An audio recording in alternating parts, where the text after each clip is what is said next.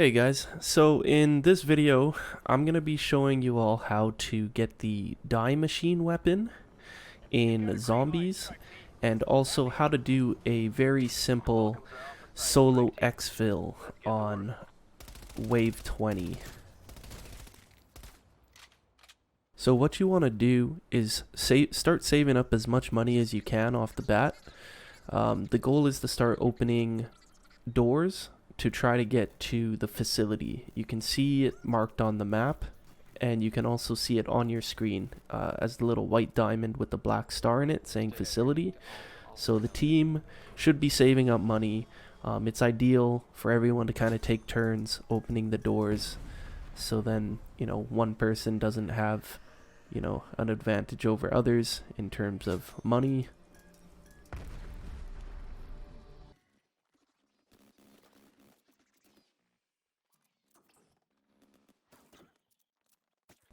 The SA-12 shotgun can be found on the wall of the airplane, of the crashed airplane.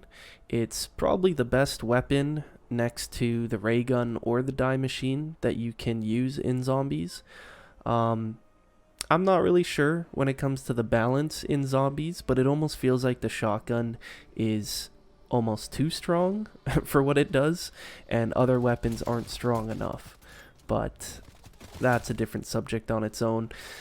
Anyways, you can't go wrong with getting the shotgun. It's 2,000 and you can get it right off the wall.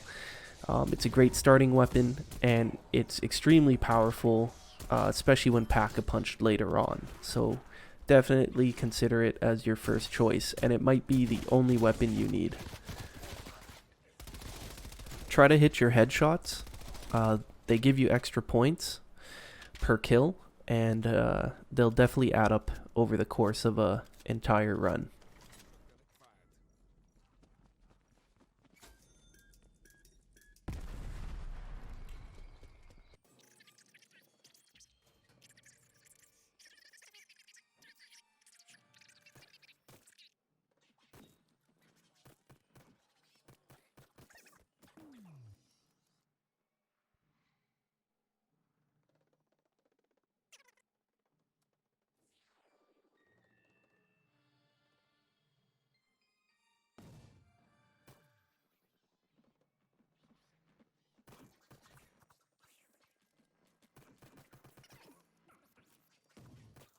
So at this point, hopefully the team is working together to open all the doors, and you guys have gotten to the particle accelerator room.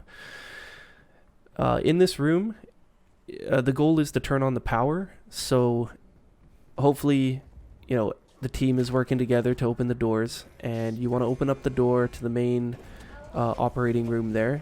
Hit the red button. It's going to turn on the power in the facility. There's going to be two terminals that turn on the left and right side. You got to hit those at the same time. It can be done with one person. They don't have to be pressed at the same time. So you can hit one, run to the other side, hit the other. If nobody else in the room knows what's going on, at least you can do it by yourself. Once the terminal's on, it's going to activate the anomaly. So once the anomaly shows up, you want to activate the anomaly. It'll take you into the Aether realm. Once you're in the Aether realm, you have to run to the very top side of the map again. It's you can see the markers on the map, guided by the white diamond with the black star in it. Basically, you got to run to the top of the map, the top side of the map. It's going to show you an Aether tunnel. So these are shortcuts between the top and the bottom of the map. Extremely useful for the harder waves, for escaping a horde of zombies in an emergency case, or just getting around the map quickly. Anyways, you want to go to the Aether tunnel that's marked. You need 500 to use it, so make sure you have enough money. But once you do take it, it's going to teleport you down into a room, and there should be a machine part in that room. It's kind of like an invisible item that you can grab. Once you grab that item and acquire it, your next goal is to run back to the power room that you just turned on. This is where I guess it's marked as machine as a tag on your map and on your screen. But anyways, you want to run back there, and then you want to put the machine part where it says for you to, and that's basically the pack-a-punch. So once you put the machine part back to where it's supposed to go, it's going to take you out of the Aether realm, and everyone's going to have access to the pack-a-punch. So in zombies, you get 3 different types of currency, basically. You have your money, and then you have your basic salvage, and then what I like to call rare salvage. So you have 2 different types of salvage. These are drops that drop from basically any enemy. There's a chance for basic salvage to drop or rare salvage to drop. Obviously, with harder waves and the later waves, they drop more frequently. But you can view these currencies by pressing... I only know what it is on the PS4, but you can press the touchpad on the PS4 and it'll bring up the stats screen. Whatever button opens the stats screen. And you can basically see each person. You can highlight each player and see how much money they have, how much salvage they have, or I guess how much of the 2 types of salvage they have. The salvage is extremely good, and you gotta try to play it smart, especially in the early waves when you're building up your perks and your character pretty much for the later waves. What I usually like to do is sometimes the zombies will drop armor, like an actual body armor, not just a plate. And this is probably best case scenario, like, because you can actually go down to the armor station in the power room and get yourself like a tier 1 armor for 500 salvage, and then I believe tier 2 armor is 1000 salvage, and then tier 3 armor is 250 of the rare salvage, which you acquire at a much slower rate than the basic salvage. So I'd say that's kind of a priority for your salvage, first and foremost, is getting to that level 3 armor. It just helps pad your health, it'll keep you durable, it just pads your survivability. So definitely prioritize getting your armor to level 3 using salvage. So after the team has successfully acquired the pack-a-punch, what your next goal is going to be is to defeat the first boss that spawns in. Usually after you get the pack-a-punch, it'll usually be about a wave or 2 before you get your first boss. So when the boss spawns, its name is Megaton. Once you deplete its health, it's going to split into 2 more bosses. They're pretty difficult, so I suggest definitely teaming up with some teammates to take them down, or if you're using a shotgun, it'll make quick work of the boss at these early waves anyways. Especially if you pack-a-punch your shotgun to level 1, it'll tear these bosses apart really fast. So you can do this with teammates, you can do it solo, just make sure you prepare yourself accordingly. Once the boss dies, he's going to drop a gold key card. So you need to pick up that gold key card. It's essential to getting the die machine. So the cool thing is when you pick up collectibles or like key items, I guess let's call it, it's shared among the entire team. So you can have like one person in point A and one person at point B, and you can basically activate things once you pick up items. So it's kind of a nice little shortcut. But if you're doing this solo, you're going to want to grab that key card, and then you're going to want to run back down into the tunnel. You're going to want to run to the weapons facility. It's the room with the big nuke in the middle.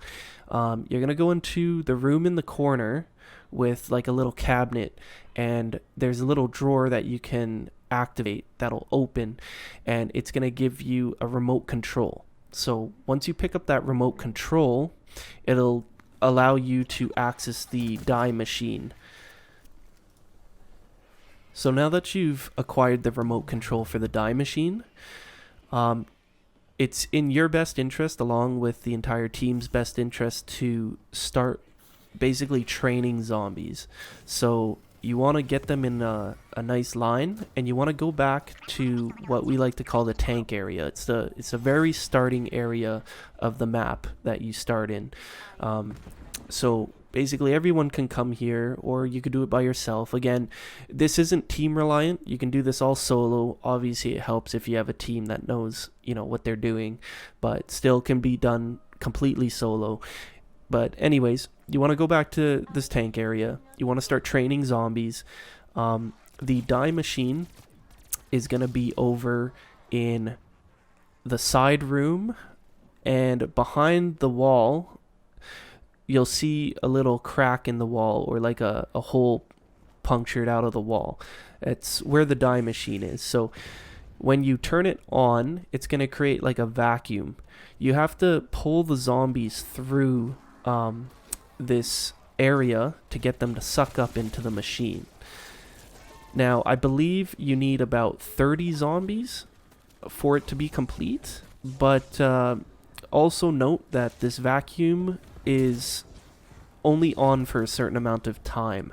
So if the vacuum does turn off and it hasn't completed yet, it will tell you that it's gone on cooldown, and you'll just have to wait a little bit. So if that ends up happening, just, you know, run away, get the zombies to start doing a train again, and then you'll hear an NPC voiceover say cooldown is complete, and then you can go back and just repeat the process until the machine has enough zombie souls for completion.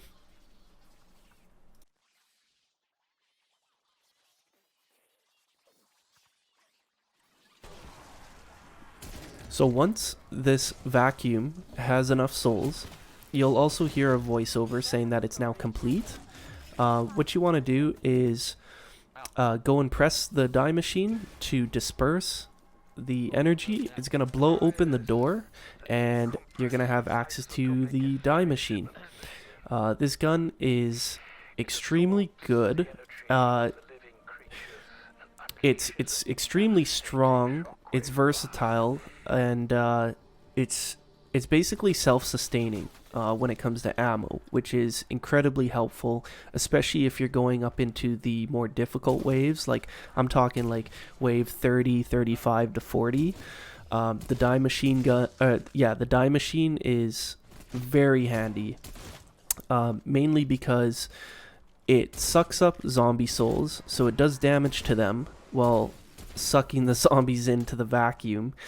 So you could kill them that way, but and then every time you suck a zombie soul in, it gives you ammo for the gun. So once you have ammo, you can shoot the gun, and it'll shoot a shockwave out. It's basically like an electric ball that just goes and passes through a line of zombies. It's extremely good if you're training a line of zombies in a map, and you get them all in a straight line, and you shoot that shockwave. It'll basically eliminate the entire line of zombies. So it's incredibly strong, incredibly useful. In the early waves, I should note, it is going to one-shot zombies, so you might find yourself running out of ammo quickly before being able to recharge it. But the thing I love about this gun is in later rounds and later waves where things get a lot more difficult, it actually doesn't kill zombies in one hit. It gets them down to basically like a pixel of health. But it's actually really good that it does that, because you can shoot a whole crowd of zombies with one shockwave. It won't kill them with one hit, but it'll leave them near death. So all you have to do is just use the soul sucking mechanic to basically just eliminate them, kill them, and then you get all your ammo back instantly. So it's actually kind of nice that it doesn't kill them in one hit in the later rounds, because it's a more convenient and quick way to get ammo back, shoot, soul suck, get ammo back, shoot. It's just kind of a repeat cycle. So it's a very good gun. So that's how you get the guaranteed die machine. And the only other way to get more is at this point is through re-rolling the mystery boxes, so it's a rare chance of finding another one. But ideally, if you want to go for like really high wave runs, ideally you're gonna want almost everyone on the team to have the die gun and a ray gun with max pack-a-punch. So at this point, since in this video I'm only doing a 20 wave run, at this point you should have your shotgun pack-a-punch to level 1, possibly even level 2 at this point. You should have the die gun, and if you're using the shotgun, I'd say the most important perks would be Stam Up, which increases your movement speed and your sprinting speed, which is basically mandatory for zombies. It just makes maneuvering and getting through, zigzagging through the zombies much easier. The second perk I would choose is, well, this one's kind of equally as good, but it's reload faster. It's shown by the green icon at the bottom of the screen. This one lets you reload faster, and it lets you reload, or I think it just lets you reload faster. But anyways, it works really well with the shotgun because every time you load in a shell, it gives you like 3 or 4 shots back. So it's extremely handy, definitely a necessity. Once you get into the later waves anyways, you're going to have all 6 perks anyways for the most part. But for the 20 wave run, you really only need 3, and that's going to be Stam Up, reload faster, and Juggernog. So Juggernog increases your health, just gives you more survivability. Just a quick tip when playing zombies to keep in mind: always be moving. Try not to backpedal too much unless you know the map very well, unless you're looking at the radar and you've had experience. Try not to backpedal blindly. You'll often find yourself getting clipped on things or backed into a corner, or just, getting locked in by zombies that you don't know are around you. So if you have Stam Up or something to move quicker, definitely keep moving. Always, try to create figure 8s or circles. Try to get the zombies trained, grouped together in a line. It'll make your life a lot easier. You'll be able to survive longer. And then it makes it easier for you when you want to kill them as well, because a C4, an explosive, the die gun, shotgun, whatever, it'll just be an easy straight line shot to kill groups of them. Once you have your armor figured out with the salvage, what you probably want to do at this point is start saving as much salvage as you can. Now this is going to come down to preference, and this is just my opinion, and it also depends on what weapon you're using, because I would say if you're going for a late wave, like wave 30, 35, 40-ish, you're going to want to be rolling the mystery chest for a ray gun anyways. But if you're only doing like a 20 wave run, 25, or possibly even a 30 wave run, you can probably get away with just using the shotgun. Get it to pack-a-punch level 3, and you can take it over to the armor station, and if you switch tabs, you can upgrade the tier of its weapon. So I believe off the wall, if you bought it off the crashed helicopter, it starts at tier 3. So if you save up enough rare salvage, you can upgrade it 2 more times. So you can upgrade it to tier 4, which is epic labeled, and then you can upgrade it to its final rarity, which is legendary.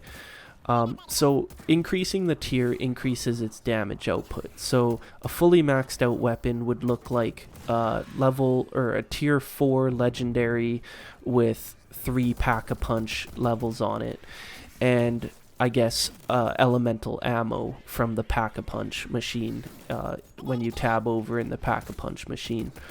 So that would be a maxed out weapon. I've used this shotgun fully maxed out, and it can carry you far, but it really starts to die off around wave 35. just mainly because bosses become plenty, and it has a hard time like outputting and keeping up with the scaling of the enemies, whereas the ray gun just outputs a lot of power and hits multiple targets. The ray gun is basically a better version of this shotgun, because yeah, it's one shot, does a ton of single damage per shot, and it can hit groups of enemies. But the shotgun's no slouch. It's definitely my go-to weapon if I don't get the ray gun. Now the last thing I would consider using salvage on, and is something you will really need for if you plan to exfil or if you're gonna solo exfil, is your support items. So if you go over to this workbench, there are a few of these workbenches around the map. You can find them. I believe there's like 2 or 3 of them. There's probably more. But yeah, they're laying around. You can basically craft a lot of things at this bench. Some things are locked depending on your player level. But you can get some really handy things, like you can use salvage to craft like an auto revive. You can craft score streaks. You can craft C4s, Semtex, like you can craft pretty much all that stuff. There are some particulars that stand out though. For instance, the monkey symbols. So the monkey symbols are my go-to for like an exfil, mainly because like if you're new to Call of Duty or Zombies, basically what the monkey symbols do is you wind them up, you throw them like a grenade or like a bomb. They'll just basically sit on the ground clapping their cymbals, and it'll attract all the zombies on the map to the bomb basically. And then after a certain time limit, the bomb will go off and kill all the zombies in one blast. It's amazing. It's really good. Worth the investment. So definitely, you can only carry 2 of them at a time. So definitely consider, your salvage, your path, how you want to go.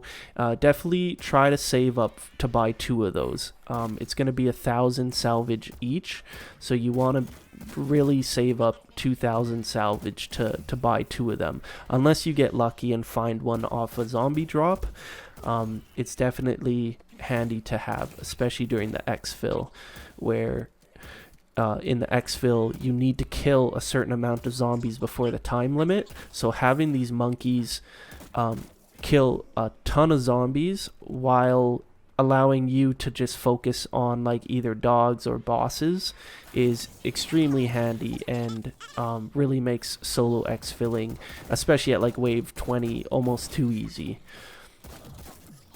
The next support item I use is C4s.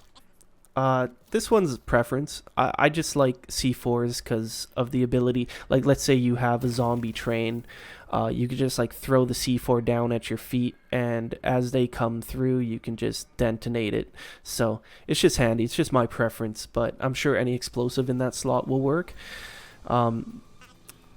Yeah, monkeys are mandatory in my opinion. C4s, any kind of grenade will do the job as well, or kind of just help once you've depleted all your monkey symbols.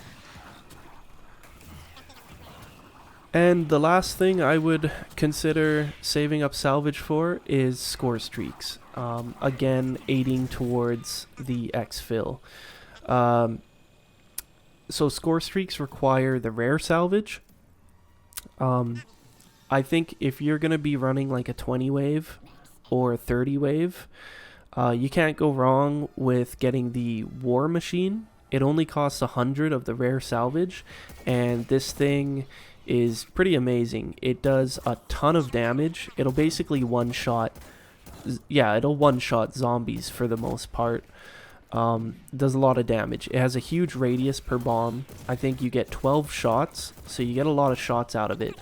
And you could even shoot things point blank and you won't kill yourself. I think you do a little bit of damage to yourself, but not a lot. So you could be a little bit reckless with it, especially if the zombies are moving quick and there are a few that get in front of you. You're not going to insta-gib yourself.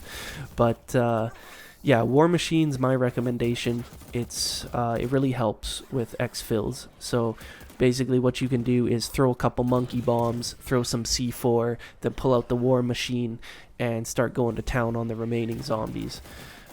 It makes exfilling extremely easy when you combo those three things together. And I think the last thing for me to kind of just go over is the exfil itself in more detail, I guess. So in order to exfil, so exfil options happen, I believe, at wave 10 and happen every 5 waves from there on out. So to call in an exfil, you have to go back to the beginning area that you started in zombies, the tank area, as we talked about earlier. There's an option to exfil, so you gotta call in the exfil.